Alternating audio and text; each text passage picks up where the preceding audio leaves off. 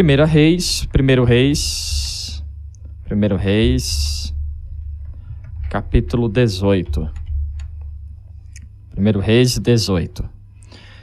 Versículo 30 diz o seguinte: Então Elias disse a todo o povo: Chegai-vos a mim. Chegai-vos a mim.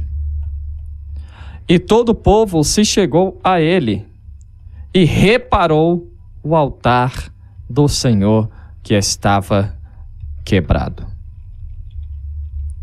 E reparou o altar do Senhor que estava quebrado. Essa palavra é tremenda. Com certeza você que está assistindo pelo YouTube, você que está ouvindo pela rádio, com certeza você já ouviu várias pregações em cima deste texto. Eu já ouvi muitos pregadores, diferentes pregadores, ministrando em cima deste texto. E toda vez que eu vi uma mensagem neste texto,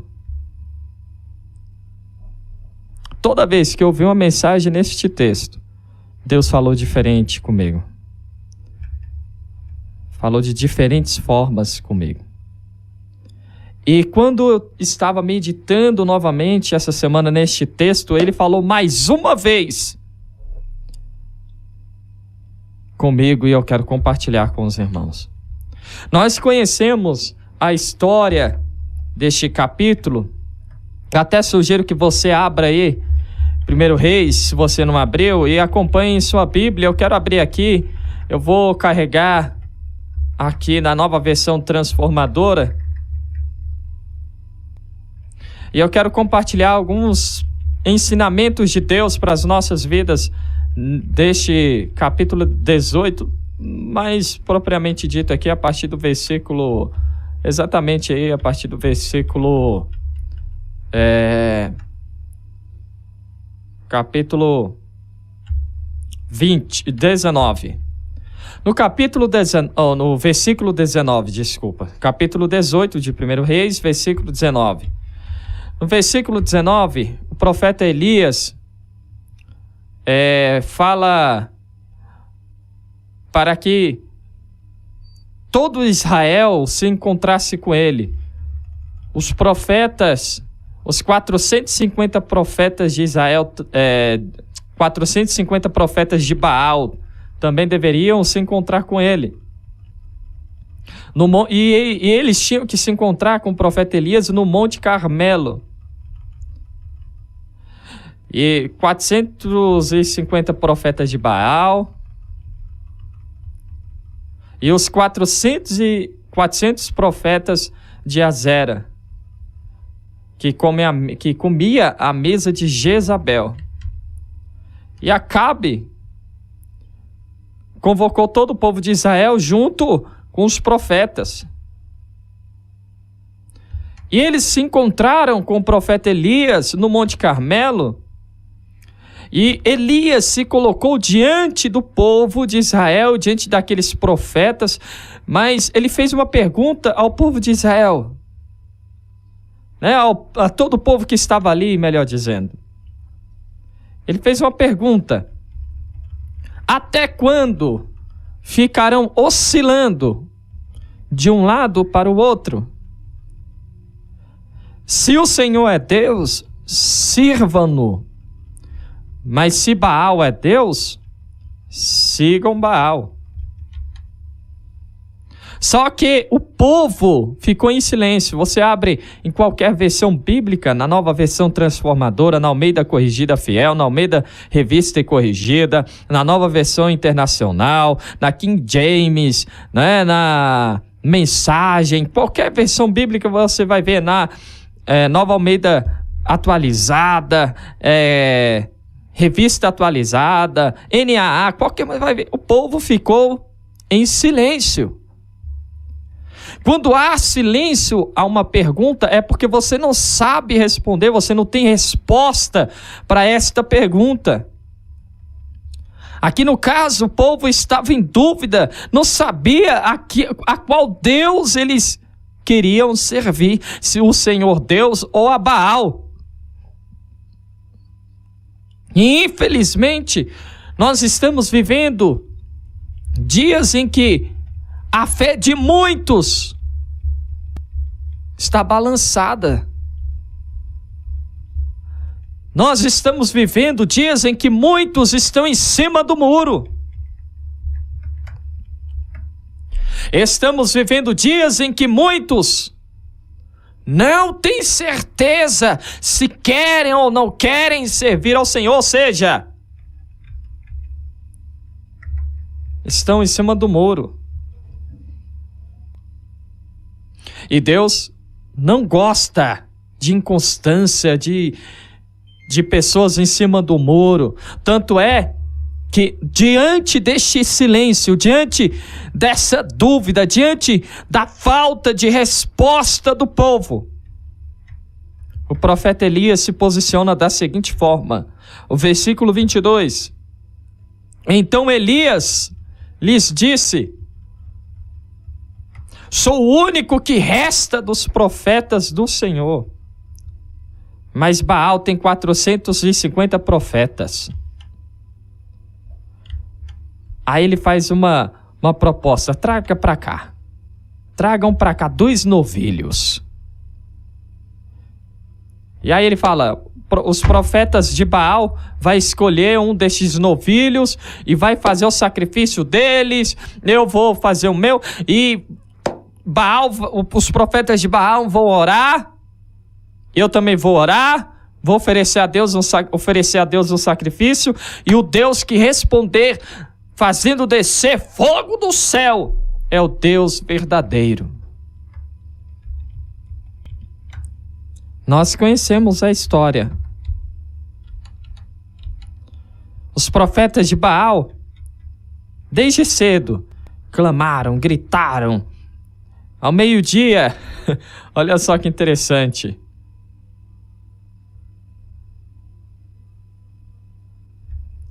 Ao meio-dia,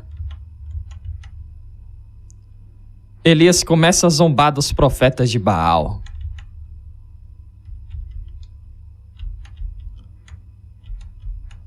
Ao versículo 27.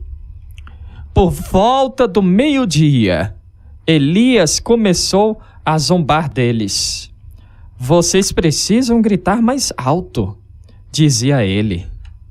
Sem dúvida ele é um Deus. Talvez esteja meditando ou ocupado em outro lugar. Ou talvez estejam viajando ou dormindo e precisa ser acordado. Sabe o que eu vejo aqui? O diabo tem te afrontado. O diabo tem te atacado. O diabo tem se levantado contra a sua família. Mas ao meio-dia, ou seja, ao meio-dia é o quê? É no meio de tudo. É a metade do dia. Significa no meio de tudo. No meio desta guerra, no meio desta luta, no meio, dessa prova, no meio de tudo que você está vivendo, você vai se levantar e diz: olha aqui, Satanás, você está muito fraco, pode atacar mais, se esforce mais, porque o que você está fazendo é pouco. Sabe por quê? Porque o Deus vivo que nós servimos nos dá esta certeza que Ele está do nosso lado. Não precisamos temer. Não há necessidade de termos medo. Amém, Jesus. Porque Ele está conosco. Glória a Deus. A presença dEle é real. Eu sinto a presença dEle, e eu tenho certeza que você aí, onde você estiver ouvindo pela rádio, assistindo aqui pelo YouTube, você também pode sentir a presença do Deus vivo, e nós podemos levantar as mãos aos céus e dizer: Satanás, Senhor Deus Todo-Poderoso, eu creio no teu milagre, e podemos apontar para o diabo e dizer: olha, Satanás, você está muito fraco, pode se esforçar mais, porque o meu Deus é forte, e eu posso todas todas as coisas naquele que me fortalece. O que nos separará do amor de Deus? Será os problemas, a fome, a sede, a nudez, os anjos, os demônios, o homem? O que pode nos separar do amor de Deus? Nada. Oh, glória a Jesus. Nada. Em Cristo somos mais do que vencedores. Eu já falei aqui, nós não somos sobreviventes. Infelizmente, vou citar a guerra que está acontecendo agora, né? Lá da Rússia contra a Ucrânia. Haverão sobreviventes no final dessa guerra. Mas não significa que os sobreviventes serão necessariamente vencedores. Vencedor é só um lado. Pode sobreviver os dois lados, mas só um lado sai como vencedor. Agora, em Cristo Jesus, nós não somos apenas sobreviventes ou vencedores, nós somos mais do que vencedores. Mais do que vencedores. Mais do que vencedores. E olha só, versículo 28, após esta zombação do profeta Elias, né? Com a falta de resposta de Baal para os seus profetas, o versículo 28 diz que eles se cortaram-se com facas e espadas até sangrarem. Só que o interessante é que aqui no versículo 28, a palavra de Deus diz o seguinte: então gritaram mais alto. E como era seu costume, olha só, era costume deles se cortarem com facas e espadas. Era costume. Sabe o que isso me ensina? Sofrimento. A pastora Gláucia compartilhou comigo que viu, né, a cantora Eishla, né, no podcast, e ela falava que o que o diabo quer é nos enganar, porque ele é um enganador. A Bíblia diz que ele é um enganador. E o que ele quer que acreditemos é que uma vida com Deus é uma vida de luta, de tempestade. Só que não. Com Deus é uma vida de paz, de alegria, né? Haverão momentos de tempestades? Sim, mas a tempestade, o deserto, não é a vida toda, são momentos. Em Deus nós temos paz, temos alegria.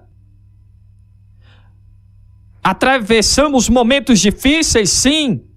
Atravessamos desertos? Sim. Mas é como eu disse mais cedo, é para acumularmos experiências e termos condições de pregarmos. E não apenas darmos palestras, né? Pregarmos, falarmos do que já vivemos, falarmos daquilo que nós temos conhecimento em Deus, experiência de vida com Deus. Então são momentos difíceis que atravessamos, mas esses momentos passam. Toda tempestade tem um fim. Agora com o diabo não. Com o diabo, com Satanás, é costume. Sofrer é algo costumeiro, é algo para sempre, é algo constante. Olha aqui, era costume deles. Com Deus, o que Deus quer? Que renunciemos à nossa carne, que nos derramemos na presença dele em adoração. O diabo quer que soframos. O diabo quer que nos cortemos. O diabo quer que causemos dor uns aos outros. É costume dos adoradores de Satanás, de Baal, causarem dor neles mesmos. Ou seja, o diabo quer que soframos. No entanto, em Deus nós temos paz. Ele diz: a minha paz vos dou de presente, e esta paz o mundo não pode dar. Marcos capítulo 5, nós podemos ver a história do gadareno, um homem que vivia em cemitérios, em túmulos, se ferindo com pedra. É isso que o diabo quer. O diabo quer causar dor, tristeza. Mas Deus tem paz para cada um de nós. Aleluia. Deus tem alegria, tem paz para a sua casa, para a sua família. Aí o versículo 29. O interessante é que o diabo quer que faça, que soframos e ele promete isso e aquilo outro. Mas na hora de cumprir, ele não cumpre. O mundo nos oferece tudo. Mas tudo que ele oferece, ele toma em dobro, nos causando dor, tristeza, vergonha. Olha o versículo 29. Agitaram-se em transe desde o meio-dia até a hora do sacrifício da tarde, mas não houve sequer um som, nem resposta, nem reação alguma. Aí Elias entra em cena agora. Versículo 30. Então Elias disse ao povo: venham aqui, se juntem a mim. Venham para perto de mim. Porque na hora da ação de Deus, na hora de Deus agir, na hora do milagre, Deus quer que estejamos juntos, unidos. A igreja, ela vence unida. A igreja vence unida em Cristo. É por isso que não podemos nos abandonar. É por isso que não podemos viver separados uns dos outros. Mesmo que estejamos distantes fisicamente, devemos estar unidos espiritualmente em Jesus. Porque desunião é coisa do inferno. Discórdia é coisa do inferno. É coisa do Baal. Agora o versículo 25 de Hebreus capítulo 10 diz: e não deixemos de nos reunir. Estamos aqui juntos agora, como fazem alguns, mas encorajemo-nos mutuamente, sobretudo agora, que o dia está próximo. Dia do quê? Do arrebatamento da igreja. Encorajemo-nos uns aos outros. Vamos lá, fique firme, Deus está no controle de tudo. Fique firme, Deus está na frente, Ele está no controle. Ele está no controle.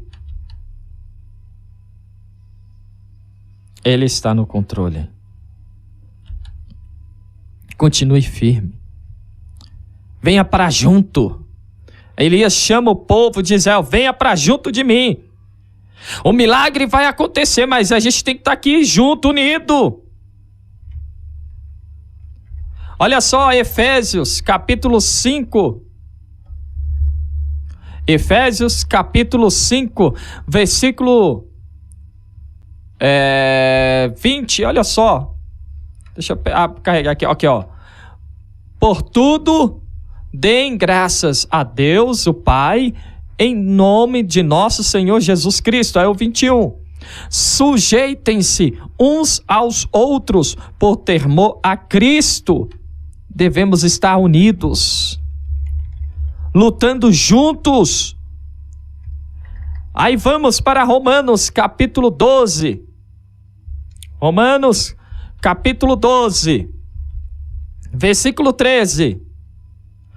Quando membros do povo santo passarem por necessidade, ajudem com prontidão. Estejam sempre dispostos a praticar a hospitalidade. Versículo 14. Abençoem aqueles que os perseguem. Não os amaldiçoem, mas orem para que Deus os abençoe. Alegrem com os que se alegram e chorem com os que choram. Aleluia. Glória a Deus. devemos estar unidos, nos ajudando, nos encorajando. Devemos estar juntos. Você está aí do outro lado do país, do outro lado do mundo, mas devemos estar juntos, unidos em Cristo Jesus. E aquele que te persegue, não se opõe a ele não amaldiçoa não. Olha aqui a palavra, abençoe aqueles que te perseguem. Abençoe e não amaldiçoe. Ele ainda dá uma ênfase, né, neste conselho, nesta orientação. Abençoe. Ore para que Deus abençoe estas pessoas. Aqui na rádio eu faço isso, eu oro. Deus abençoe este povo que não tem entendimento, mas se levantam contra a gente, perseguem a gente. Eu quero é que Deus derrame chuva de bênção sobre a sua vida, para que você tenha a sua mente renovada, para que seu entendimento seja, para que você compreenda a verdadeira e perfeita vontade de Deus e se junte a nós. Falando a verdade, eu criticava, falava do que eu não sabia, mas agora eu tenho entendimento do céu e percebo que eu falei que não devia falar, mas agora estou junto com vocês.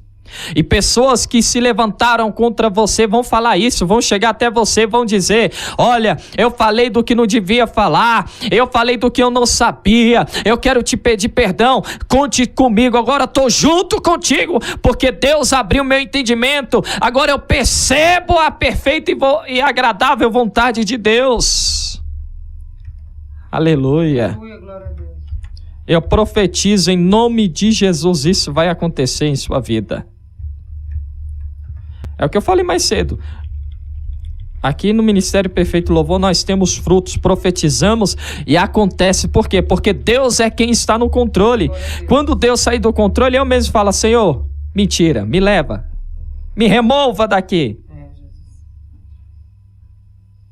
Porque eu prefiro que Deus me recolha do que eu ficar aqui falando aquilo que não aquilo que não deve ser dito, influenciando negativamente as pessoas, contribuindo para que sejam levadas ao inferno. Não, eu quero que você vá para o céu, glorificando e exaltando ao Senhor. Então, a minha oração é essa: Senhor, que o Senhor nunca permita que eu abra a boca para falar aquilo que não é a tua palavra. Quando eu começar a fazer isso, o Senhor me remove. Pode me remover e colocar outro no lugar.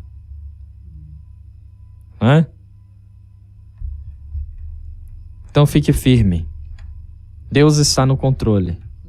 E aquele que se levantou contra você, ele não vai se arrepender porque vai sofrer, porque Deus vai castigar, não. Deus vai abençoar a vida dele, abrir o entendimento dele, para que ele reconheça que Deus é na sua vida e chegue até você e fale: olha, é verdade, Deus é na sua vida, eu falei o que não devia falar, mas agora eu voltei atrás, porque Deus abriu meu entendimento e eu estou junto contigo. Vamos lá, vou te ajudar. Aleluia. Então Elias falou: venham aqui, se juntem a mim. E o povo se juntou a ele. Ainda no versículo 30 de 1 Reis 18, no final do versículo ele vai dizer: todos se reuniram em volta dele, enquanto ele consertava, reparava o altar do Senhor que havia sido derrubado. Ele consertou o altar. E aqui eu quero falar algumas coisas, destacar alguns pontos. Ele consertou o altar. Ele reparou o altar. Ele restaurou o altar. Então,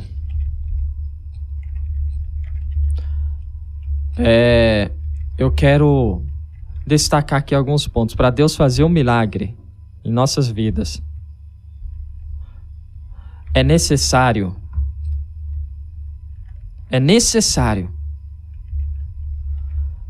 mantermos o nosso altar intacto. É necessário mantermos o nosso altar intacto.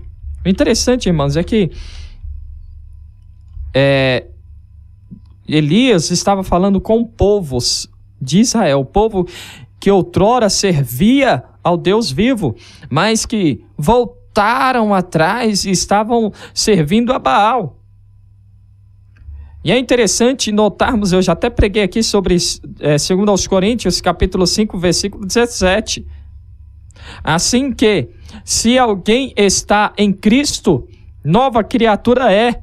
As coisas velhas já passaram. Eis que tudo se fez novo. Agora preste atenção aqui, ó. Se alguém está em Cristo, nova criatura é. Eu quero destacar, as coisas velhas já passaram. Isso significa que não deve haver nenhum tipo de possibilidade de voltarmos às práticas antigas. Se voltamos a praticar aquilo que praticávamos no passado, é porque não houve uma conversão verdadeira, é porque não nos convertemos verdadeiramente. Porque quem está em Cristo, nova criatura é. Eis que tudo se fez novo. O velho ficou no passado. Então não há mais acesso à vida antiga. Mas aquele povo voltou largou, abandonou o Deus verdadeiro e foi servir a Baal.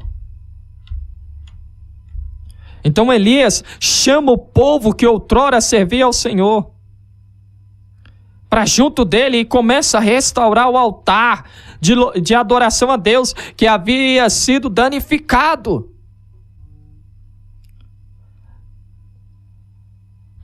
E só então depois ele clamou e Deus fez descer fogo do céu.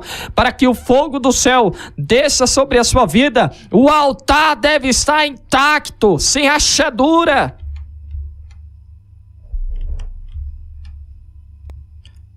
É necessário estar com o altar intacto.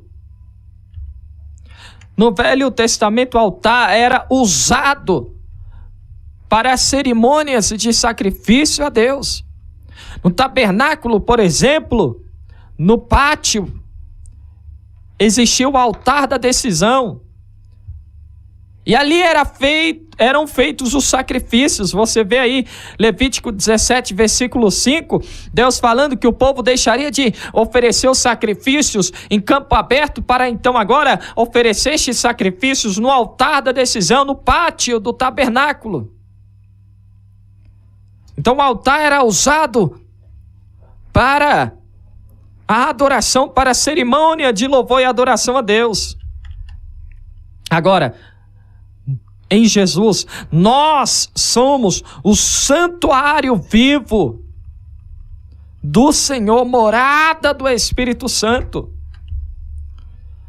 1 Coríntios capítulo 6, versículo 19 diz: vocês não sabem que o vosso corpo é templo do Espírito Santo, que habita em vocês, e lhes foi dado por Deus? Vocês não pertencem a si mesmos. Agora, pertencemos ao Senhor, somos templo, morada do Espírito Santo. O altar somos nós. E ele não habita em altar rachado, danificado, em templo rachado, danificado. Romanos capítulo 12, versículo 1. Paulo diz: rogo-vos, pois, pelas misericórdias de Deus, que se ofereçam como sacrifício vivo ao Senhor. Este é o vosso culto racional. E aí no versículo 2 ele fala: não imitem o comportamento deste mundo, mas tenham o vosso entendimento renovado pelo Espírito Santo. Ele está dizendo que a nossa mente, que o nosso corpo, que a nossa alma seja motivo de louvor e adoração ao Senhor. motivo de louvor e adoração ao Senhor. Então nós podemos fazer uma comparação da nossa vida espiritual com esta passagem de 1 Reis, capítulo 18. Veja que o profeta restaurou o altar antes de clamar ao Senhor. Não tem como clamar, não tem como manter um relacionamento com Deus com um altar de qualquer jeito. Com a vida de qualquer jeito. É necessário haver restauração. É necessário haver mudança. Olha só que interessante o que diz Josué capítulo 3. Aqui eu também tenho, a gente pode observar um exemplo de que é necessário haver mudança, transformação para Deus agir. Josué capítulo 3, versículo 5. Então Josué disse ao povo: purifiquem-se, ou santificai-vos, pois amanhã o Senhor fará grandes maravilhas entre vocês. Amanhã Deus fará grandes maravilhas entre vocês. É necessário haver santificação. Santificação significa separação. Separação. Transformação. Eu não posso parar de pregar sobre isso daqui de Romanos 12, versículo 2. Não imitem o comportamento e os costumes deste mundo, mas deixem que Deus os transforme por meio de uma mudança em seu modo de pensar, a fim de que experimentem a boa, agradável e perfeita vontade de Deus para vocês. Não imitem os comportamentos deste mundo, os costumes.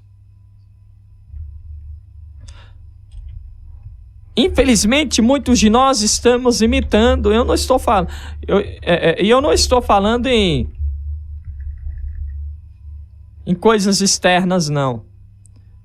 Porque, infelizmente, tem gente que está insistindo em falar nisso e esquece do mais. Esquece do que realmente importa. Jesus diz em Mateus capítulo 19, Mateus capítulo 15, versículo 19: pois do coração vêm maus pensamentos, homicídio, adultério, imoralidade sexual, roubo, mentiras e calúnias. É do coração, é da mente que vem essas coisas. É de uma alma, é de uma mente, melhor dizendo, que não foi transformada. É de uma mente de uma pessoa que não foi transformada, que vem mentiras, calúnias, adultério. E adultério é quebra de confiança. Quebra de aliança.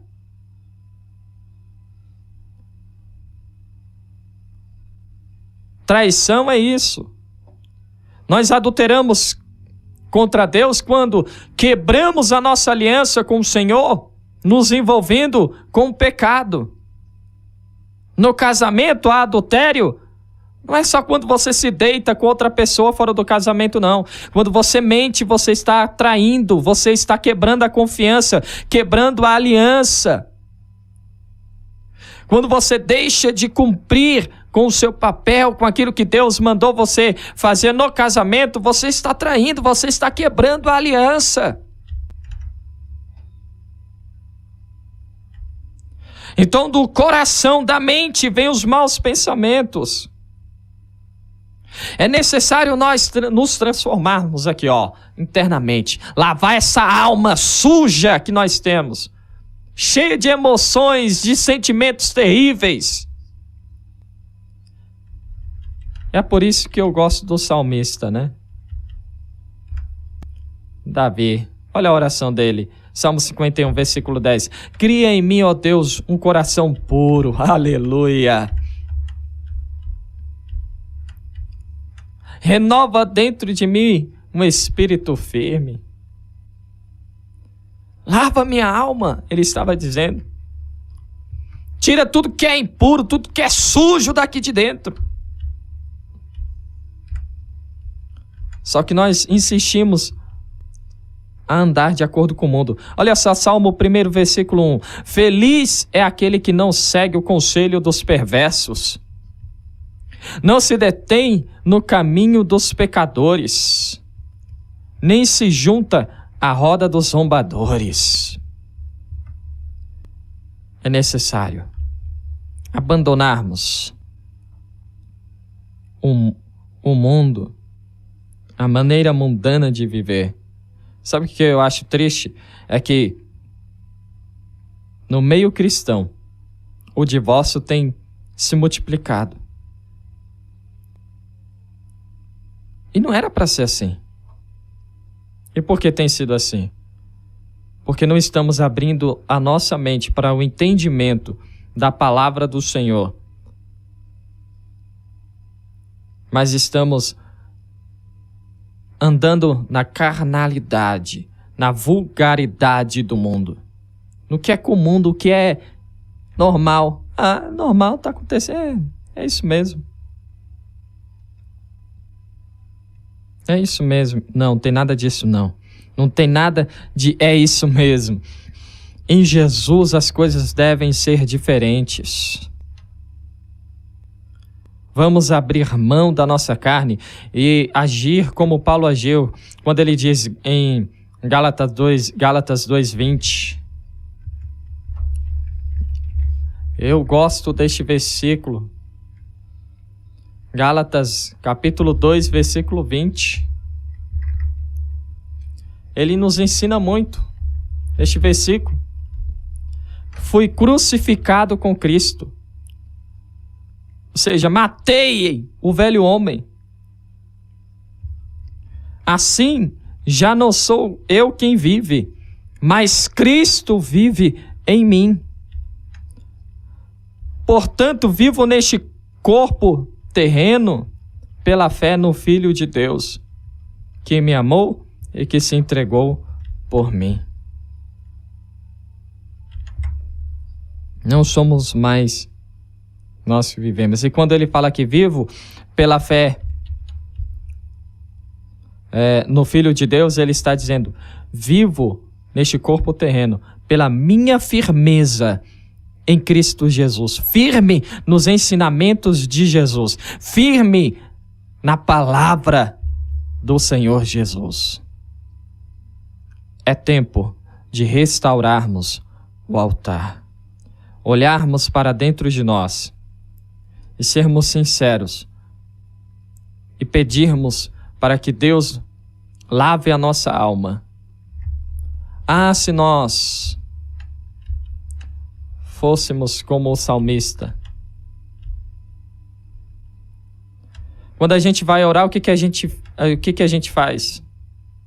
Senhor, me dá isso, me dá aquilo, preciso disso, preciso daquilo outro. Senhor, eu tenho necessidade disso, eu tenho necessidade daquilo outro. Senhor, eu quero isso, aquilo, eu quero aquilo outro. E eu fico olhando para Mateus capítulo 6. A partir do versículo 25. Jesus fala, não andeis ansiosos com o que haveis de comer, de beber, de vestir. Não é? Só que a gente... E aí eu fico estudando, me aprofundando nessa passagem. Olha a Nova Versão Transformadora, versículo 25 de Mateus 6. Por isso eu lhes digo que não se preocupem com a vida diária, se terão o suficiente para comer, beber ou vestir. Eu fico pensando nisso. Sabe o que Jesus está nos ensinando aqui? Vocês não precisam ficar orando, pedindo a Deus comida, bebida e roupa. Não precisa. Vocês só precisam ter fé e confiar que Deus sabe que vocês precisam de tudo isso.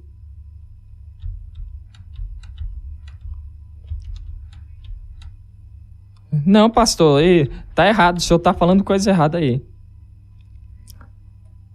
Agora preste atenção então. O versículo 31. Portanto, não se preocupem dizendo, o que vamos comer, o que vamos beber, ou o que vamos vestir. Essas coisas ocupam, olha só, essas coisas ocupam o pensamento dos pagãos, mas seu Pai Celestial já sabe do que vocês precisam. Seu filho precisa ficar pedindo, pai, compra comida para mim. Ou você, mãe, compra comida para mim, ou você vai lá e compra. É verdade, né? Coisa. Glória a Deus, é verdade. Seu filho, a sua filha precisa ficar... Minha filha não precisa chegar em mim... Cacai. Falar cacai, né? Cacai, compra pra mim fralda. Compra pra mim leite. Compra pra mim roupa. Ela não precisa pedir pra mim, porque eu sei que ela precisa. Eu vou lá e compro. Meu Deus, é verdade. Eu vou lá e providencio. Ela só pede picolé. Ela pede presente, mimos, né? Então... Deus é do mesmo jeito, Ele sabe que você precisa disso ou daquilo outro. Não é preciso ficar pedindo. Da mesma forma que o seu filho não precisa ficar diante de você se humilhando, pedindo o que comer, o que beber, porque você sabe que ele precisa e você jamais deixará faltar. Não é? Se depender de você, você não deixa faltar nada na sua mesa. Glória a Deus. Então por que a gente fica diante de Deus pedindo aquilo que Ele já sabe que a gente precisa? É verdade, Jesus. Ele sabe.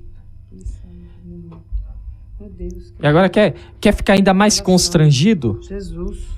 Hoje é dia. Isso aqui é para nos deixar constrangido. Isso aqui é para fazer a gente mudar. É dia de consertar o altar.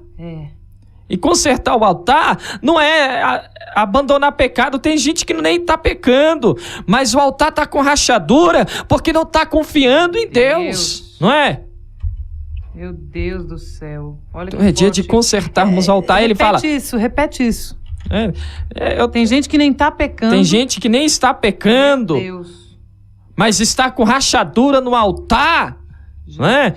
Porque não está confiando no seu Pai, no seu Senhor. Porque Ele sabe do que nós precisamos. Olha, o versículo 26 de Mateus 6. Observem os pássaros. Eles não plantam e nem colhem, nem guardam alimento em celeiro, pois o seu Pai Celestial os alimenta.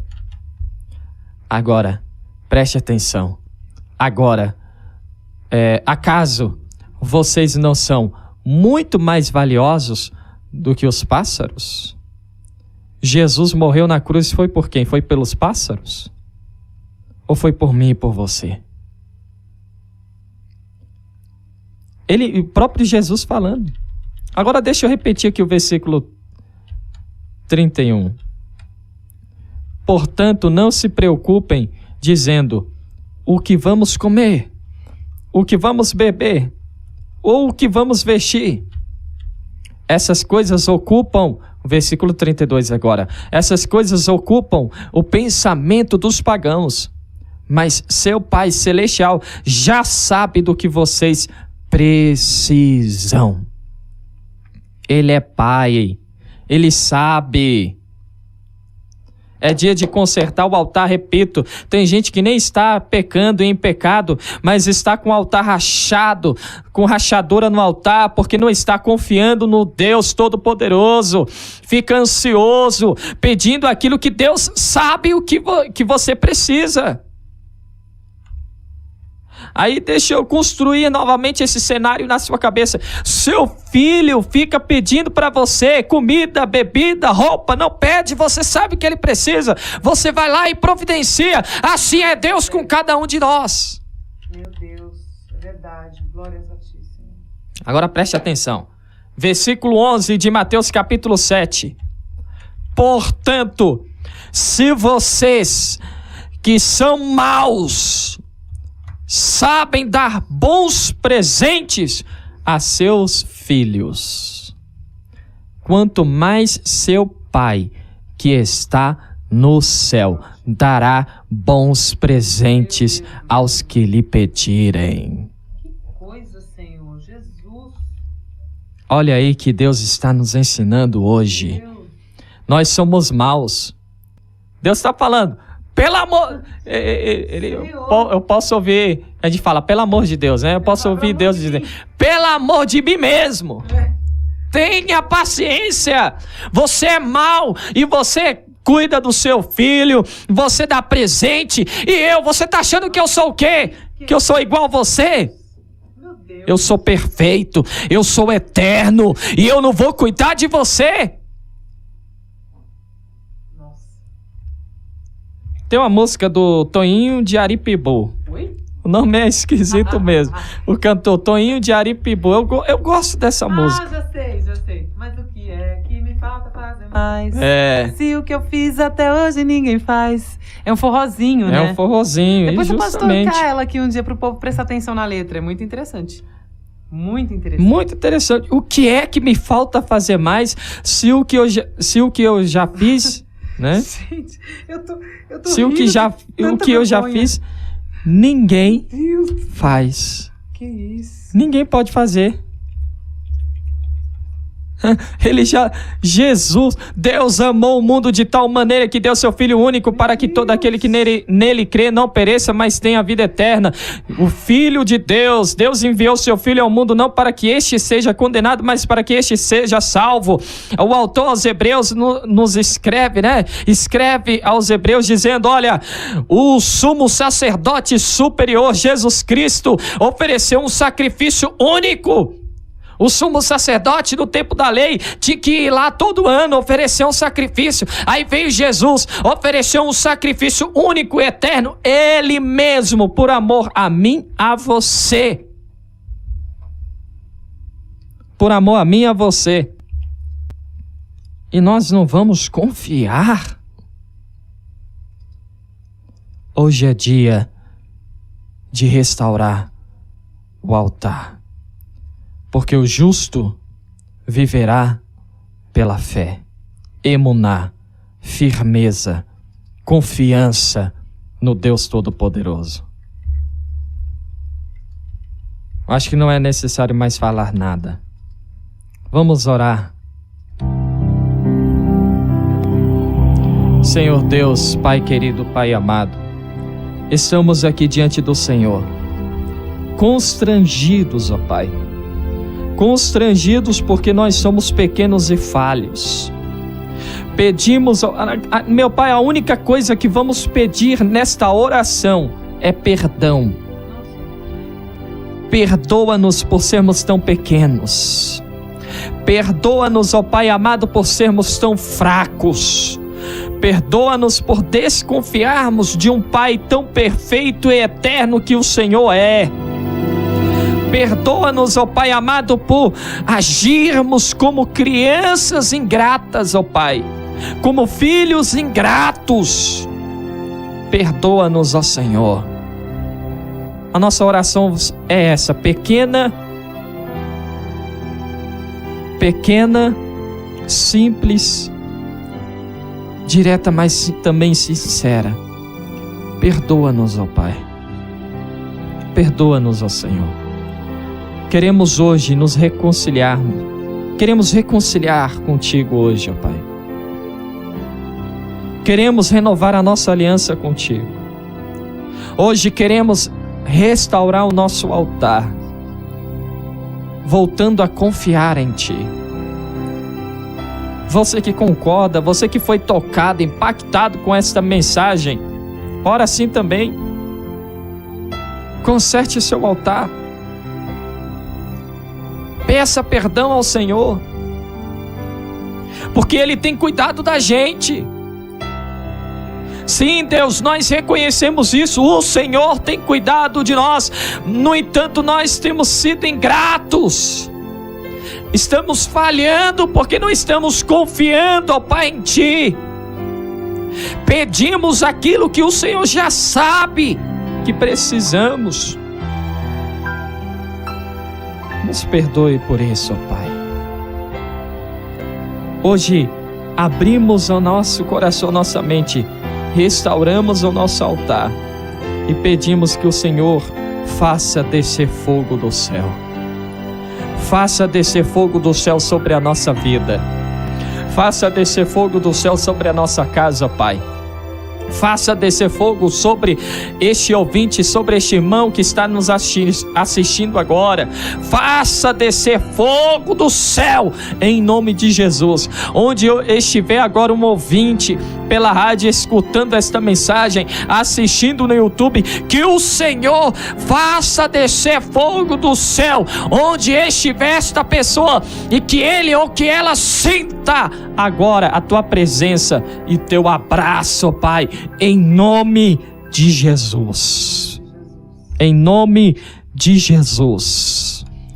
Pois hoje consertamos, restauramos, reparamos o nosso altar, em nome de Jesus. Assim nós oramos e Te agradecemos, ó Pai. Amém e graças a Deus.